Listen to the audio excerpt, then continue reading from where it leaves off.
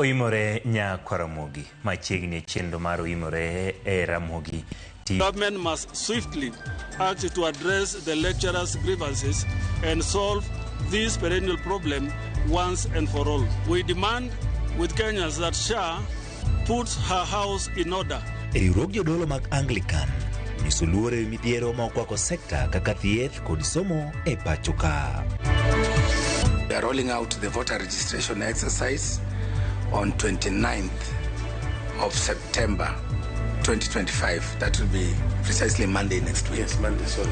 IEBC oyango ne osetieko ikruok ne chako ndiko jogombulu chakre wuok tich juma manyien ka duolno medo rwako rowere mondo kik dong chien. That 46% of the women do not require more children. This one gives 76% of the population who require contraception. Rondo yango ni kwan jogo matiyo gi yore komo nyuol pod ni piny. Kamine mathoth bende onge kod riyo mar gamo remo.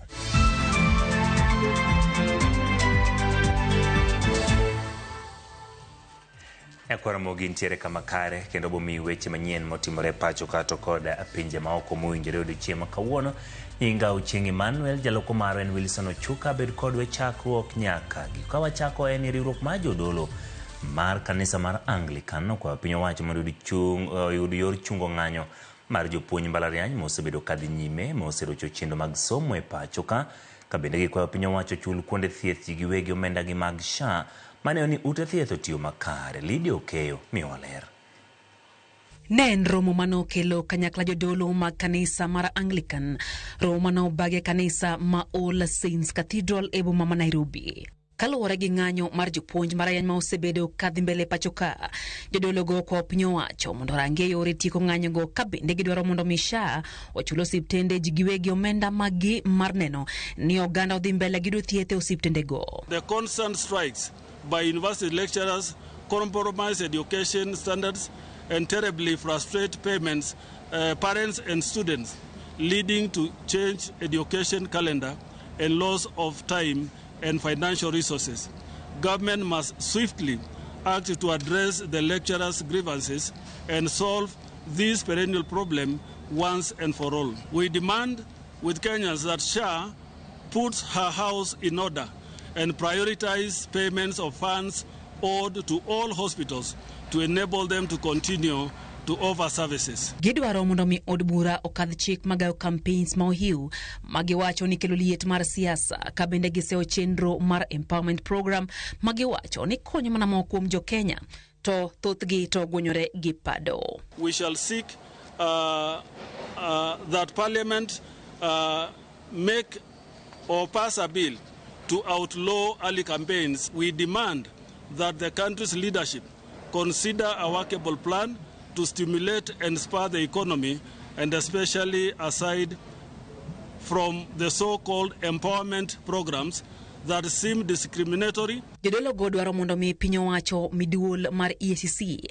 teko mar mako bura e doho na jogo moyud kod mibadhi kaka yoro buche mag mibadhi ka bende giseo okang' mar piny owacho chuga put mageto chulo jogo maneno midhiere kinde ng'anyo chenro magiwacho ni nyalo tage migao marango ratiro mar oganda Kenya National Human Rights Commission. We see no reason why these commissions should not be mandated to the task at hand, and including preferring any judicial interventions, that EACC be granted prosecutorial mandate that would enable them to perform their duties without interference from the Office of the Director of Public Prosecution. Gidwaro mondo mi piny owacho deo ywak governors ewi chenro mar timo ng'iyo e piny owacho kokalo yor mbui kata e-procurement kendo girie kuonde mang'ikruok nyalo bedoe kapok giketo e tim chenro makamano.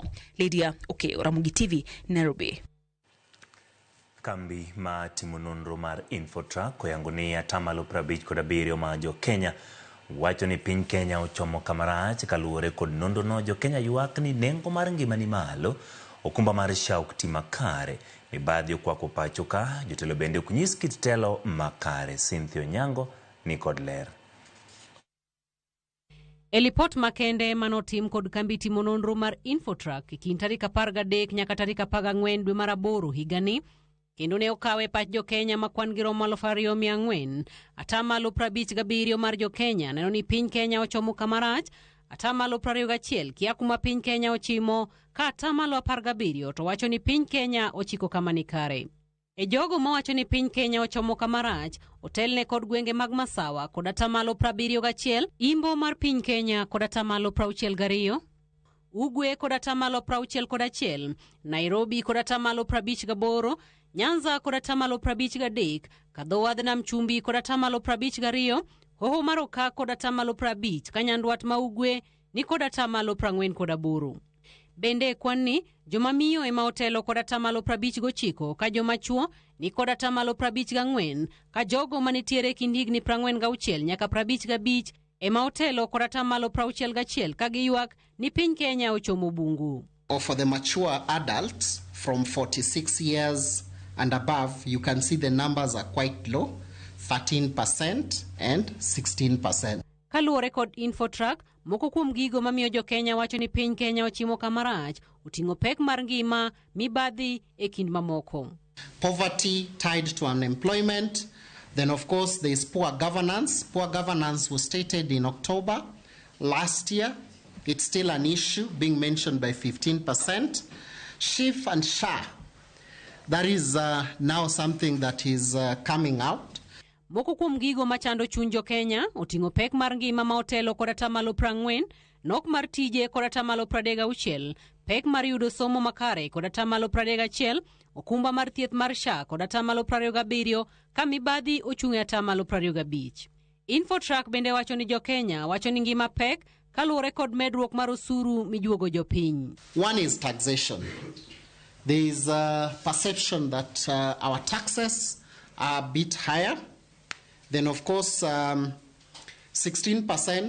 19% talk of the global economic factors. Cynthia Onyango, Ramogi TV, Nairobi. Gikone obilo yeni Benedict Kabiru, achiel kuom obila mapacho ka manore chendo mar keto kwe piny Haiti na wito ngimane. Ataro kod anyuola mar Kabiru malaro nyaka ne giyudo lipot malal wuodgi dwe mar 3 higani. Obila pok ochiwo negi ote moro amora. Obila lero ni gisebedo twak machiegni kod anyuolano e wi lal mare. Kaluwore kod mano, jatend migawo mar arita Kipchumba Murkomen ote mare wacho ni ote mar tho Kabiru nyochopo moleo ne anyuolane kaluwore kod pogruok e saa e kind piny Amerika kod Kenya. Simfro Sokinda nigi ler. Dweche auchiel ka anyuola mar Benedict Kabiru dang' ni koni kod kocha emanyo wuodgi manolal e kinde apedha mar obila e piny Haiti dwe mar 3 higani. Gikone tendo obila oyango thone. E oboke ne ute fwambo, tendo obila lero ni ne giyudo lipot ma apoya ni Kabiru owito ngimane kendo yango lipot ma kamano ne anyuola mar Kabiru. National Police Service visited his family yesterday. It may have been, I saw some people raised concern that the message from the president went public before his family was visited. When that news was confirmed, the National Police Service dispatched a team to visit the family. But the synchronization of time made it such that by the time the president was making the statement, I think our officers had not reached the family. Murkomen oyango ni Kabiru nowito ngimane yo malit e gima chalo masira kosingo ni lipot duto e wi tho makamano ibiro ketie lela. Kabiru lost his life in unfortunate circumstances that were actually not directly related to the shooting by those people. I think it was in the case of protecting colleagues, and the whole report is going to be made public by the IG. Matimore seche machuok tok dogolo chik ne obila mondo yangi ponono ni Kabiru pod ngima kata oyo.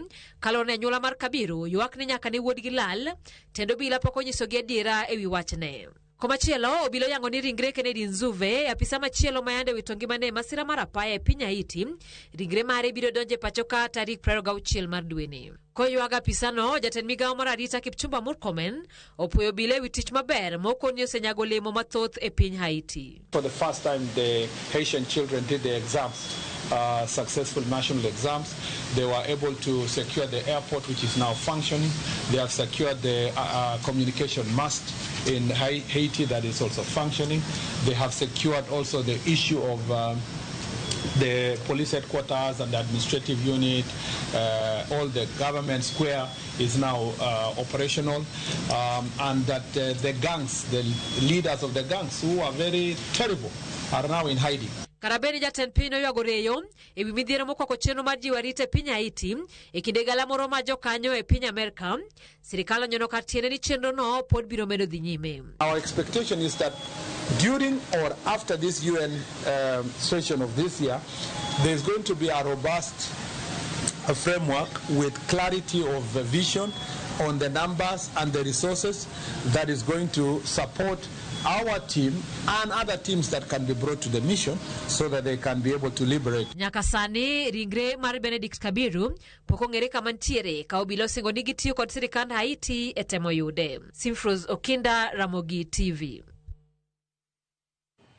Migawo mar obila ochwalo bure do kadwaro ni owito kong'eto ma thung'o duol mar obila mondo michwal register manyiso kaka ichiwo bunde kod gige lweny mamoko mantie lwet obila.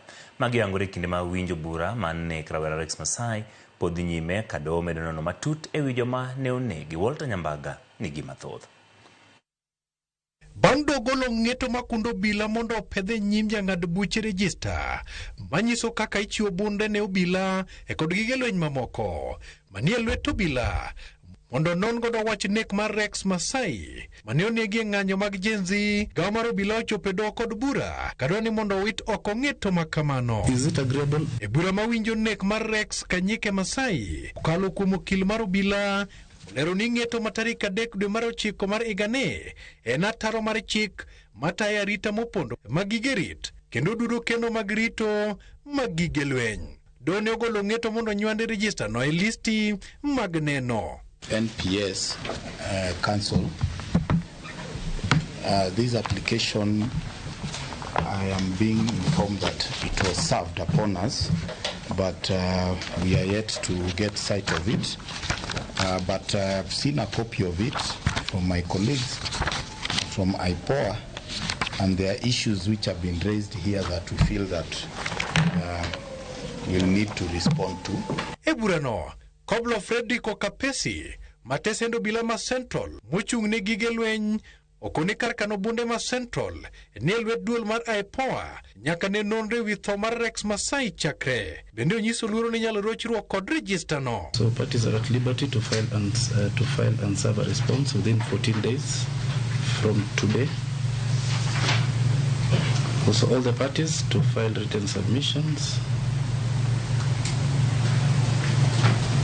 Thereafter, the court will give a ruling date. Your Honor, we confirm that that is the position. Pertaining to the application, we have been served this morning, and our perusal of the same, we've noted that IPOA has been mentioned adversely, and we would require time to respond. We are not opposed to the objection, to the adjournment. Egiko ni do ne orem winjo korka korgi, to kendo do bende ne orem kawo andika mag kano neno kaka do dwaro mok rochruok kod ratiro. Giseyo do kuom golo ng'eto ma ok owinjo korka janeno. Nevertheless, Your Honor, we are remaining with 3 witnesses. Burano ichano winji kendo tarik 30 e kama janeno machielo ibiro chwal e od ng'ado guok. So hearing on 30th of October this year at 2 p.m. Walter Nyambaga, Ramogi TV. Gikoni to duol makedo gi mibadhi e pacho ka EACC osingo mar chako chenro mar nono mibadhi moko kaka jochiw thieth mo 380 noyudo tich e kaunti ma Siaya tok chik bang' tend kaunti no yango ni jotije go ne gin bandia. Kaluwore kod meneja mar EACC alwora ma Central Nyanza Abraham Kimboi, nondo makamano dhi nywando tend kaunti ma Siaya od bura mar kaunti no kod jotije machiel gi 20 manyocha duol mandiko jotije e kaunti no oyango ne yudo rak e yo makare ji 502 mane tend kaunti no ndiko. EACC koro chiwo omiyo jochiw thieth go nyaka wuok tich ma juma manyien machwalo bok mane giyudo go tijego. The notice was very brief, so we are affording them an opportunity to put their records in order, so that now we will come back on Monday, sit with them, be able to forge the way forward in unraveling this scandal.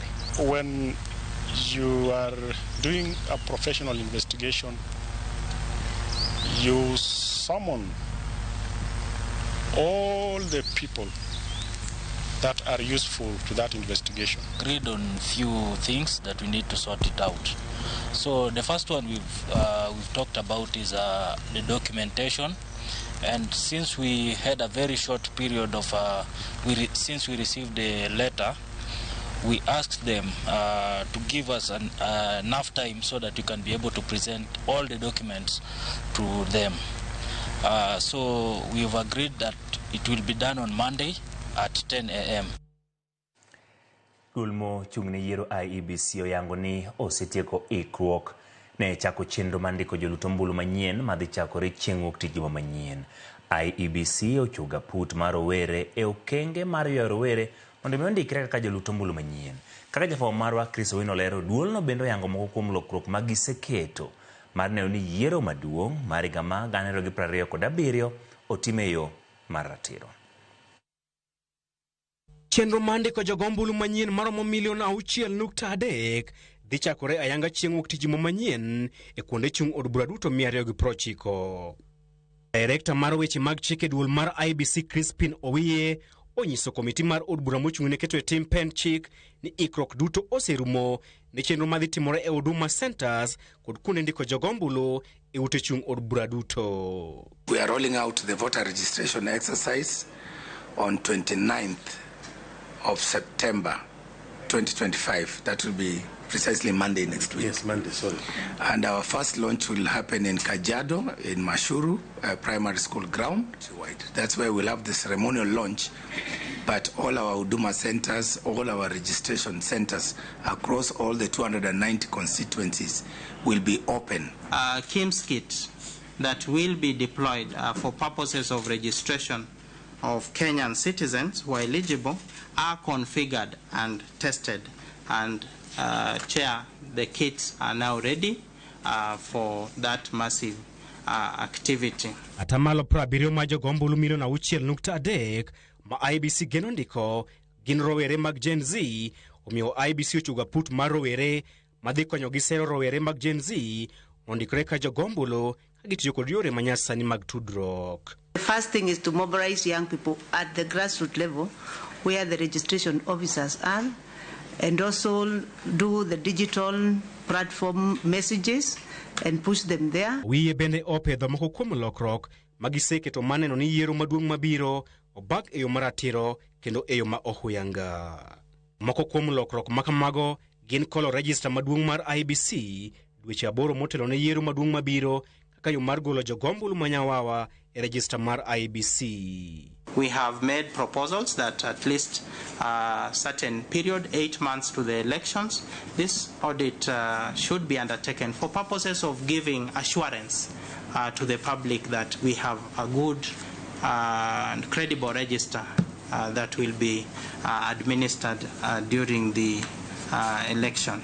E lokruok machielo, IEBC dhi tiyo kod sava 2 e yiero maduong' mabiro ka sava mokwongo dhi bedo mar yiero ma inyalo yaw po nitiere ng'ur e duoko mag yiero maten piny e kinde ma sava machielo to dhi bedo mar tije mag IEBC mapile ka pile.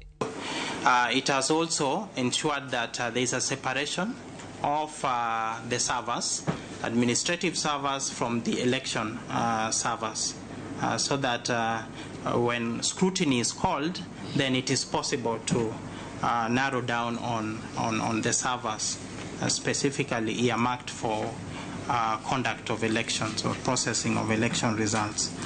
E lokruok mar adek, jakom mar IEBC dhi tiyo kod commissioners mamoko mag IEBC e kolo duoko mag yiero matend piny kaka yo mar tieko gwandruok mane onenore kind jakom machon mar IEBC Wafula Chebukati kod kweth mar Cherera 4 e wi duoko mag yiero matend piny. Jakom IEBC Erastus Edung Ethukon bende osingo mar chiwo ler ne jo Kenya e wi chenro mar goro kiewo mag gwenge e bodwe achiel mabiro. E komachielo, IEBC ogolo siem mager jo siasa madhi ataro kod chike mag yiero kaka mucho tulo kaachiel kod miyo jogo ombulu asoya ni ndalogi orumo. Duol mochung' ne yiero pacho kae IEBC nigi geno ni lokruok magiseketo motelo ne yiero maduong' mabiro dhi miyo oganda jo Kenya yiero mar adiera kendo ma ohuyanga. Chris Owino, Ramogi TV, Parliament Buildings, Nairobi.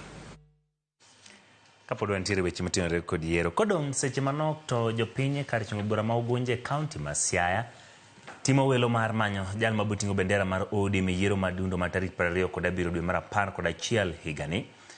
Moko kuom jochung' malaro tikono nyiso geno margi ni commissioners mag ODM kiny biro tayo welo no e yo mahuyanga kendo moriere kaluwore kod winjruok magiketo e rombgi kod commissioners go ka giloso gi jofwamb weche bang' romo kamano.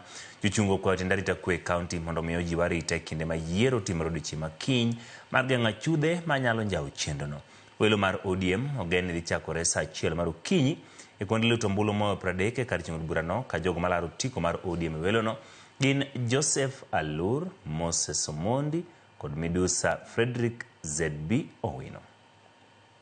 An gi geno nosemiwa wach mategno kod county commander ma police in charge of security nigi soketo all the arrangements in place ma ng'ato konego bed ni buok kata mana paro moko ni jomoko biro goyo ji isomiyowa assurance nigi soketo joma dhi rito okang' ma security ni gine mamalo.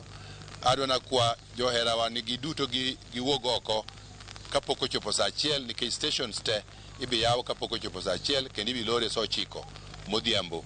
Onyiswa kod officials en wadhi tiyo kod boxes manenore kendo dho ngere wacho ni ma transparent. Kwachopi polling center wadhi yawgi kendo wa make sure onge gimoro igi. Bang' man waketo seals 4 kuomgi to wago kura. Kwatieko go kura to wakwano kura. Kwatieko kwano kura to wa sign forms. Sama gigo gi polling center kabiro savana gibiro kasekwan gi polling center. Koro wabeduru macho, agents obed motegno, security obed maber kendo wago kura kiny. Erokamano ni ODM party. Erokamano maduong' ni questions mang'eny, penjo mang'eny ma jok moko osebedo ka penjo in the name of petition letters gitema ahinya bogi giduoko. To wakwayo ni kiny kwasetieko bende gitema ahinya mondo wabed gi gimiluongo gi dhok ngere ni verifiable free, fair and verifiable nomination. Jo Ugunja kintiere gi thuolo mar walo jal maboting'o tiko maduond bura mar ODM winjo kwayo mag jogo molap dhogi ndong' ne otiko maduond bura mar ODM. Erokamano Grace Orwa wacho nena achiel kachiel wacho ni mor ka Ramogi TV kendo weche manyien. Grace Orwa erokamano kuom kete e Ramogi TV. Erokamano jal mabende luongore kaendi ni Ronald Yambo Jandhiwa erokamano kuom kete Ramogi TV. Iwacho neno makare kaka wasomo ni news maler. Erokamano Ronald Yambo Jandhiwa. Monica Odhiambo wacho ni neno achiel kachiel. Erokamano Monica kuom kete Ramogi TV. Mor kaka weche manyien chopo ni gi lakseche gi Lavenda Kinyi be aneni kanya achiel kachiel kineno kaka weche manyien chenro mar oimore ginji mathoth. Clinton Odongo erokamano kuom kete kaendi. Fred Dibes Woodrose erokamano kuom kete kaendi. Boni Benteza neno otemari ginji mopogore ma be neno achiel kachiel. Caleb Patrick Angira ini be neno otemari Facebook kacha mago jok ma bende neno achiel kachiel galaxy kigdi mabor nyakwara mga jwang pod wantiere kod mathoth moikoni chenro mar oimore.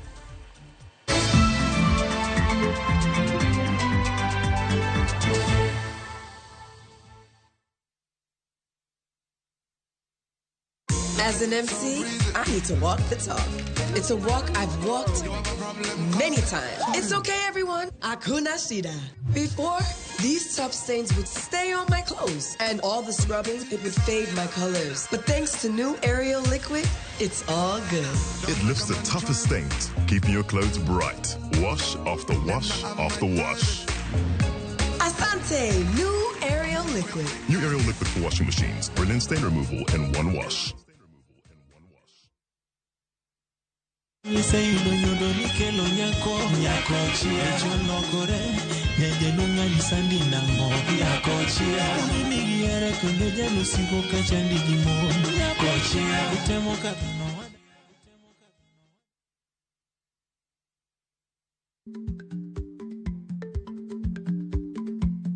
Jarik ni jamuod nyoyo gi goyo.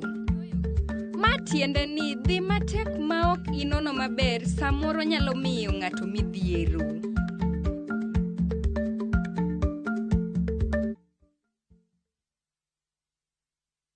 Introducing Wigo, your trusted ride. The ride with the most reliable, verified, efficient and transparent drivers. With fabulous cashback incentives for passengers, each trip on Wigo feels like an upgrade. Download Wigo from Play Store or App Store or SMS Wigo to 20425 and ride with confidence. Wigo, let's go.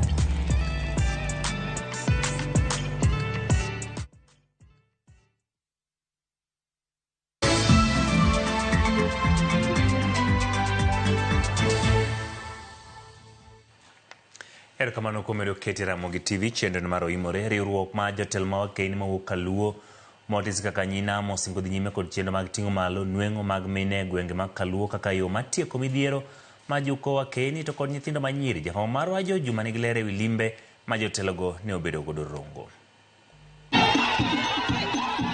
E seche ma itiyo kod yore mopogore mar kedo kod midhieche ma joko wakeini kaachiel kod nyiri ma oting'o mako yemo mondo lwenje mag kit chwech kod gamo kutego mag ayaki, riwruok ma jotelogo mag wakeini ma Kaluo ma otis kaka Nyinam dhi nyime kod chenro mag ting'o malo nweng'o mag wakeini ma Kaluo kaka yo mar kedo kod midhiechegi. President koriwore gi Raila Amolo Odinga nosingonwa ni Migori ka wabiro gi milion 10. Wabiro koso kwabiro. Adwang'isi ni wabiro gi milioni 10 kama wamama kutoka Ziwa Victoria, ili atushike mikono tuweze tukapigana na haya majangwa ya matatu yanayotusumbua, na akatushika mkono pamoja na baba Raila Amolo Odinga, na akasema atasimama na sisi na atatuletea empowerment ya wamama kutoka Ziwa Victoria. Kwethni mar Nyinam ka otele kod gavana ma Homa Bay Gladys Wanga ne ogoyo kambi e kaunti ma Migori kama ne gichiwo omenda mar milion 10 ne wakeini 2,000 mondo gitigo e timo ohala. Ang'o maduoko wa chien kaka Nyinam sani momiyo kwanyal ting'ore malo? Nwayudo na achiel kuom gigo ni wacho niya nyiwa kaka Nyinam ema mako iye moiu mang'eny mogik e Kenya mangima. Nwachako sigand Nyinam mondo walos gik madhi maricho to wapak gik madhi mabeyo.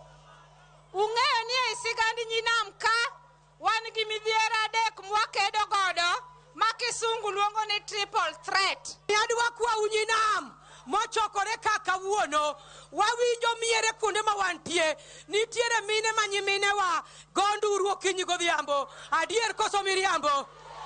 Wadwa chako wacho nyithindwa manyiri matindo be mako iye kendo nyuol adier koso miriambo. Gavana ma Homa Bay Gladys Wanga kod jokanyo moko mag Nyinam ma oting'o woman rep mar kaunti ma Migori Fatuma Mohamed ne owacho ni nweng'o machuok mag thoth wakeini ema osemiyo thoth kaachiel kod nyithindgi manyiri yudore e ageta mathoth kaka lwenjego mag kit chwech. Ocho ma oyaye ni gima kele en samoro onge mar pesa. Nikech ka piny oru okinyi tidwa ni korka ni wuono chieng' iwe anang'o.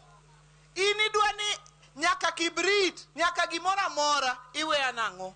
Ipadi koso padi. Mane momiyo nwa wacho ni nyaka wang'i weche mag economic empowerment. Adwa ni utimo gino makata ka untie group to ka unet group ta un ka Nyasaye okelo ka mang'eny ka uru pesa ni mondo ukete nyoluoro maru matewo banking mondo med ko nyuolo nu gata 10 malone cha mondo koro uket godo udhi chago kata sako uwinja. Nyinam wacho ni ka opogore kod ting'o malo nweng'o mag wakeini e yor ohala bende giketo maino e som nyithindogo manyiri. Wakeini bende ojiw mondo koro donji e siasa kendo gisidhi wetegi ma osiwuok kok e larko mopogore opogore mag siasa. Mine Migori we uru luoro chuo. Adwa ni mine mondo wuog mondo uchung'. Chung'uru mondo wabwa supportu. Juma, Ramogi TV, Migori. Nono ma migawo mathieth yangu ni kind mine 100 pacho ka 70 kod 6 kuomgi ok dwar mako ich ka bende e kwano nogo 62 kuomgi ema yie mar komo nyuol. Ma nyiso chal mar Kenya korka chendo matiyo gi yore mag komo nyuol. Jafwambo marwa Judith Omondi miwaler. Oyangore ni pod nitie dwaro mondo mi med chenro mag chwalo thieth mag komo nyuol ahinya to ne joma mine mayangore ni chunygi dwaro ni mondo gikom nyuol kata kamano pok gichako komo nyuol. E twak kod jofwambo mane obak kod migawo mar thieth okinyi ma kawuono, ripot oyango ni e kwan mar mine 100 ka 100 manie pacho ka, 76 kuomgi ok dwar mako ich nikech wach achiel kata moro. Kata kamano, e kwan ni mana 62 ema komo nyuol e okenge ma opogore. Kwan ma odong' yudo iye ma ok giikore ne. That 46% of the women do not require more children. 30% still require children, but they want to space. Therefore, this one gives 76% of the population who require contraception. Kaka achiel kuom yore mag tieko chuth iye ma imako ka ok opangi, migawo mar thieth chano yaro bade e chwalo chenro mag komo nyuol ne mine seche bang' ka gisenyuol kapok gidok pacho. Kwan mar mine ma yudo chenro gi, 62% limo ute thieth mag piny owacho, ka 33% to limo ute thieth mag jigiwegi. Gino ma giparo ni dhi keto chenro ni mbele poni giride ute thieth duto ma pacho ka. Also encourage this one for after delivery, because that is the time when the woman is has come to the health facility, and we call it immediate postpartum family planning. Report ni bende yango ni thoth joma mine ohero kit komo nyuol mar sindan iluwe kod implants kama ogik to en yath ma imuonyo. Kata kamano, apisas manie ute thieth mag piny owacho ywak ni kinde moko mine ok yud thuolo mar yiero kit komo nyuol ma gidwaro nikech nok manitie ute thieth mag piny owacho. There have been bit of challenges in terms of FP, as you all know. Commodities being one of them. Sometimes we have unmet needs. Women will come and choose different types of family planning options that we may not be available during that time. So there's an unmet need that also elicits within the health space. Elek ma piny Kenya nigo gichano lombo ji mapoko yangu chenro gi kendo duoko kwan gi piny e pacho ka nyaka 10 koromo higa mar 2030. Judith Omondi, Ramogi TV.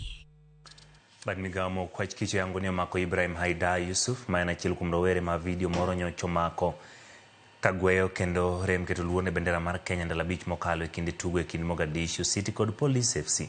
Ibrahim ajegni 17 maki mana banko gai mar wile Douglas Kanja golo chik ne jatendo kwach kich Mohamed Amin ni otima pedha ne rawera ma itudo kod timno. Ten migawo ma ita Kipchumba Murkomen oyanga pedha no wacho ni gin mana ji ma ikawo ne gi okangi wegi ok ni nitie gwenyruok e kind Kenya gi Somalia. Ile kuharibiwa ama kukanyakwa na kuchezewa bendera ya Kenya, ningependa kusisitiza ya kwamba hiyo jambo sio kati ya Kenya na Somalia. Hiyo ni jambo ya kati ya authorities ya Kenya na Wakenya na wenye wamekosea. Au wawili watatu ni hao binafsi na watachukuliwa hatua ya kisheria kibinafsi. Authorities kama vile IG alisema jana wanashughulikia wale ambao walihusika na kitendo hicho. Rowere moktine 700 mosebedo ka somo dhok mar German chendo miteo gi piny Kenya komakore gi piny mar German e mbalariany ma Tombo e kaunti ma Bay oikore matimo penjgi mogik mabiro miyo gi thuolo mar dhi manyo tich e sectors mopogore opogore pinje maoko. Alia Beach nigi lerno. Piny owacho komakore kod piny mar Jerman ne okelo chenro mar tiegruok e wacho dho Jerman, chenro ma osebedo ka dhi nyime e mbalariany ma Tomboya kendo osebedo ka itayo gi apis jagoro mongirore e migawo mar arita Raymond Omolo. Rowere 1,400 mathoth giwuok e familia ma yuto gi piny ne ochako somo dho Jerman higa mokalo ka sani madirom 700 makoro ikore mar timo penj margi mogik. Chenro mar Raymond wacho ni gete konyo tieko nok mag tije e kind rowere e piny Kenya. Nitie tije ma bende itimo ka ng'ato dhi e piny maoko. So wan gi tudruok makende kaka Kenya to gi piny mar Germany. Germany nigi rem mag joma nyalo konyo gi tije mang'eny. Omiyo wang'iyo ni to jo Kenya ma oikore manigi somo kata lony ma piny mar Germany dwaro omi tiegruok makare mondo gidhiyo. Okone jopuonjre go ka okalo penj margi mogik, to sirikal oseketo okenge mowinjore mar biro terogi e pinje maoko ne tije sektas mopogore, ka owacho ni chenrono bende geto tieko tim moro mar tero rowere e pinje maoko e tok chik ka gitimo tije ma ok owinjore. Ka gikadho to biro miyogi kinde kata thuolo mar dhi Germany e yore kata tije mopogore opogore kaluwore gi yiero mar ng'ato to gi dwaro manitiere e piny mar Germany. Nitiere jo mang'eny masani luorore ka gisekawogi giterogi e pinje maoko to giketogi e yore mag kata weche mag maundu. So en kwayowa ni ng'ata madiher dhi oko kaluwore gi lwasi maber ma President Ruto okelo nyaka oluw yo mar ratiro. Wan gi State Department mar Labour, wan gi State Department mar Diaspora Affairs. Jagoro mongirore e migawo mochung'ne weche mag pinje maoko Roslyn Njogu wacho ni piny Kenya ne oseketo winjruok kod piny mar Jerman mar tero rowere e pinyno e tije mopogore bang' ka gisetieko tiegruok margi. Last year, a team that I led negotiated and signed the agreement between Kenya and Germany for labor mobility, as well as Kenya and Austria, which are both German-speaking countries.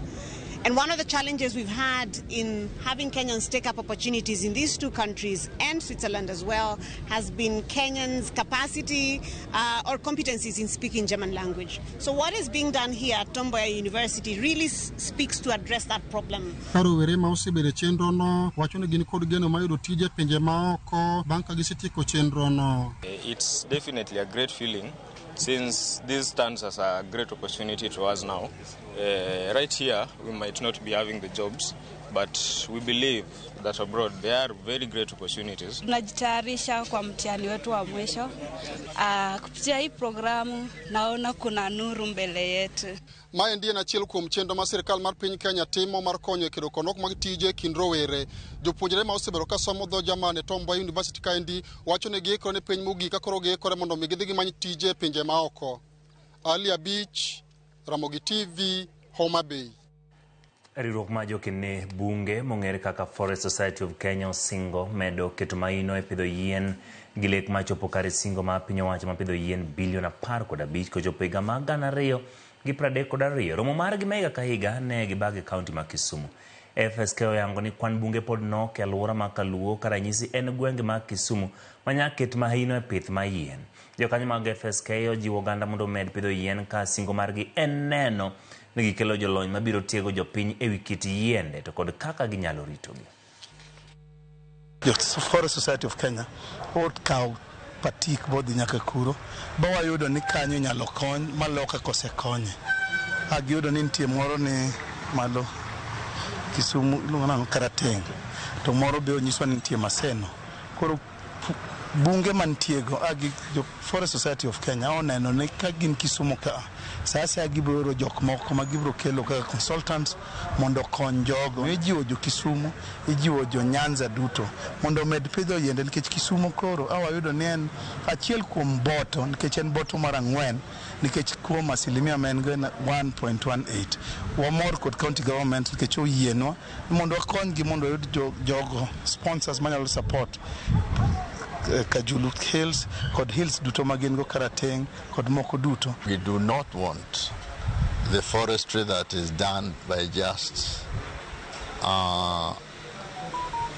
fanfare type of forestry where people come in and say we are planting trees and they're not planting properly and they have no knowledge of what type of trees, where do you plant them, how do you take care of them.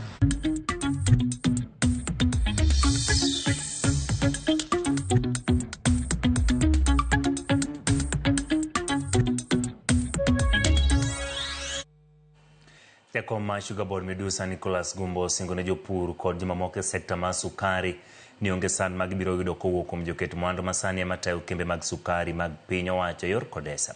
Gumbo wacho ni kembe gi ma oket e lwet joket mwandu pod gin mag piny owacho kendo migi mana joket mwandu mondo tagi kuom kinde ka bende jaket mwandu biro yudo ne osando jopur, jotich kod jomamoko e sekta mar sukari ibiro kawnegi okenge mag chik. Gumbo mane lose kambi rego sukari masoni ne wacho ni kembe mag piny owacho moket e lwet ji giwegi yor kodesa dhi maber kendo geno nitiere maduong' ne ji duto mantiere sekta mar sukari.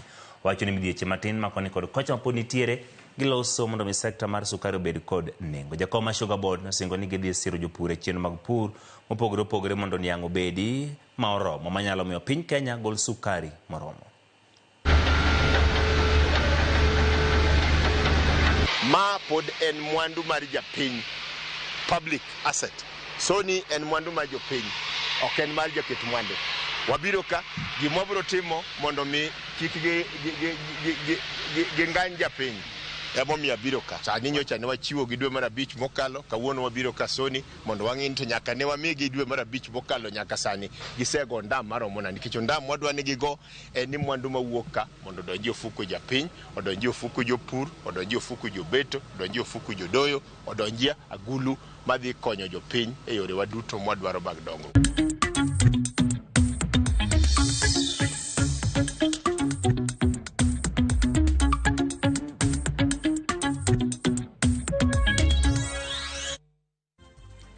Ancora mogito quinjo weche motenore kod weche manyien ma waloso dichi makawuono kaachiel kod weche mag ohala wadhi yweyo ka waduogo weche mag tuke.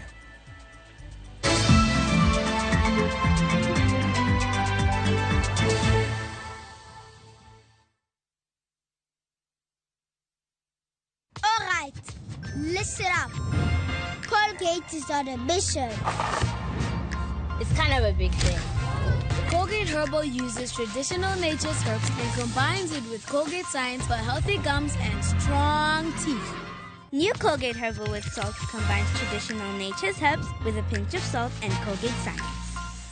A natural recipe for strong teeth and healthy gums.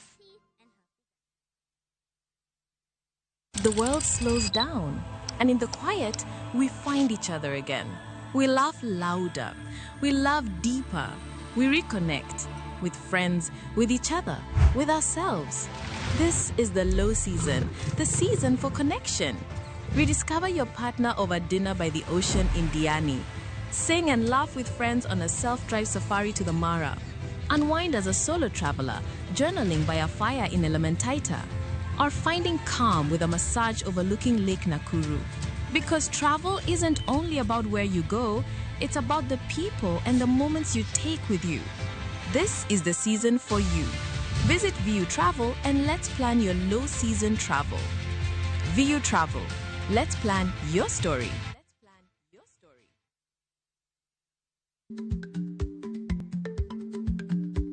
Chako chon loyo dhi kajuoga. Ma tiende ni bedo gi ikruok momondo geng'o masiche kod midhiero mang'eny mabiro e ngima dhano.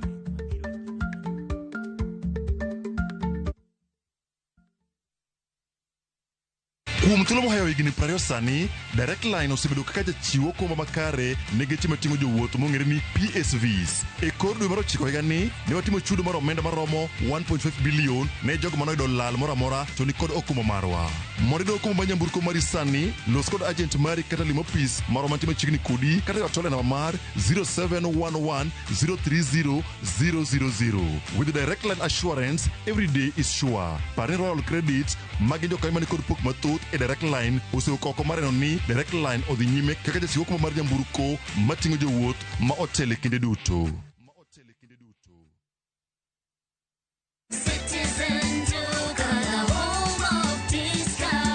Save big this week with Citizen Duca. Get 3 liters of fresh fry cooking oil at just 916 shillings, down from 1,007. Enjoy 500 grams of prestige margarine for just 205 shillings, down from 274. And don't miss the 1 kilo yellow beans at 265 shillings, down from 298. Shop conveniently on citizenduca.com or on the View Sasa app and have everything delivered directly to you.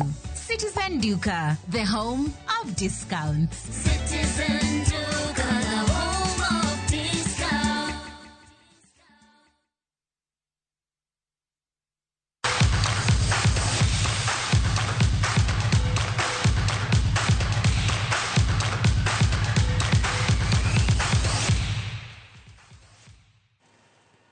Machiegni e weche mag tuke nyakoro mgojwang' wabiro chako kod mago ma otenore kod tuke mapacho ka to kido loch ma gonde ariyo tuke mokwongo ma lig maduong' mapacho ka tiba dhula ma KCB geni yudo loch ma tukgi makiny ka gibiro rakore kod Mathare United. KCB noloyo Tusker gonde ariyo gonde malo kod jatugo Boniface Bajaji tugo mon tuge pap ma Kasarani mokuom tuke biro tugo gi kodira tingo Posta gi Tusker Marashuga kaka Mega Homeboys Gor Mahia gi Sofapaka e kind mamoko.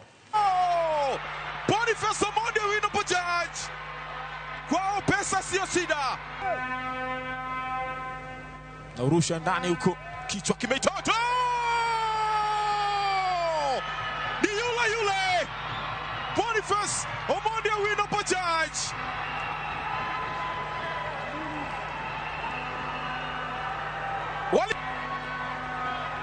What Erika Paito! My God! Dul mate dule piny mangima FIFA otieko tiegruok mandalo 4 mano bagi pacho kama chiwo lony ne jokudh firimbi mondo gichop e rang'iny mowinjore tijegi. FIFA ne obago tiegruok makama kaka yo mar bero tuke pinje mopogore opogore ka itayo kendo kudho firimbi gi lony mowinjore.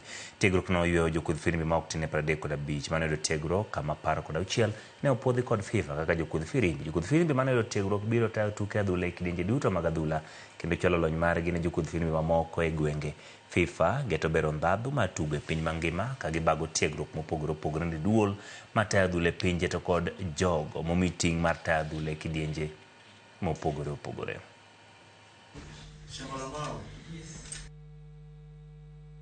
The referees get to learn from their mistakes in an environment that is not, I would call, high pressure, so that they can work on those.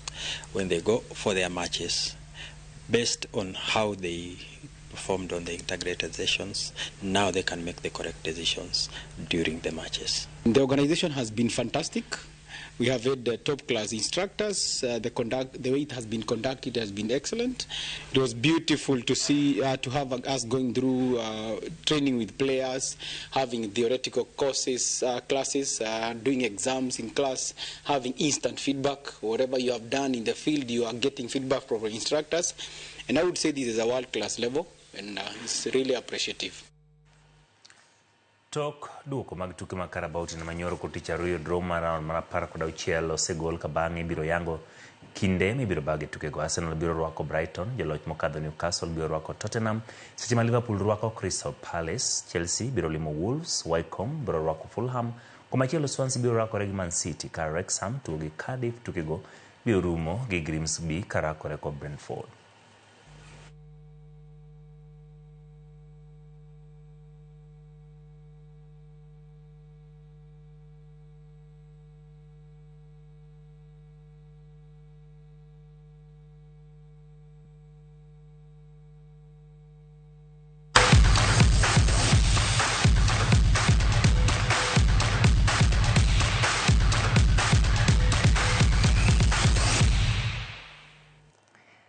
Koro mogiro kamano kuom ne bedo kode chakruok nyaka giko e weche manyien mane chendo mar Oimore maga mesa maka weche manyien bedo gi thuolo mar losoni kendo ikoni odiochieng' ma kawuono. Inga Ochieng' Emmanuel jaloko marwa ne en Wilson Ochuka, ubed gi otieno mokwe.